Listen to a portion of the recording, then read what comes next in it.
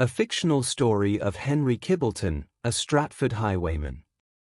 In the waning years of the 17th century, when the coaching roads of Warwickshire were busy with merchants, actors, and noblemen alike, there was whispered the name of a man feared and admired in equal measure, Henry Kibbleton of Stratford-on-Avon. By daylight, Henry was the image of respectability. He kept a modest lodging near the river, earning coin as a groom in service to a prosperous innkeeper at the Navigation Inn. He was tall and broad-shouldered, with a dark eye that could unsettle a drunkard in the tavern yet soften in the company of children or animals. No one guessed that when the moon rose, he became something else entirely, a highwayman, swift and silent on horseback, who relieved travellers of purses, jewels, and sometimes secrets. What set Henry apart was his curious sense of theatre. Stratford, home to the memory of Shakespeare, bred in him a taste for words. When he rode out, pistols gleaming in the starlight, he would sometimes declaim a line, half in jest, half in challenge, "Stand and deliver, for all the world's a stage, and you have your part to play."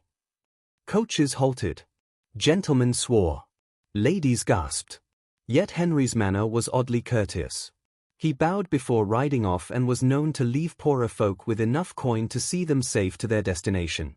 In the town, rumours grew, was he villain or folk hero? But fortune is fickle. One misty-hung morning, near Kibbleton Bridge, Henry attempted to rob a coach he believed full of merchants. Instead, it bore a magistrate of Warwickshire, heavily guarded. Shots rang out. Henry's horse was struck, and he tumbled into the mud. Caught, chained and blooded, he was dragged back into Stratford town, where townsfolk lined the street to see their mysterious rogue unmasked. In jail he waited, writing scraps of verse on torn pieces of paper, verses no one thought to keep.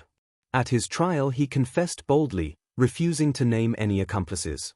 He was hung on Redhill, yet many swore they heard him cry out one last jest. "If Stratford be my stage, let me make my exit grand." Years passed, and stories turned to legend.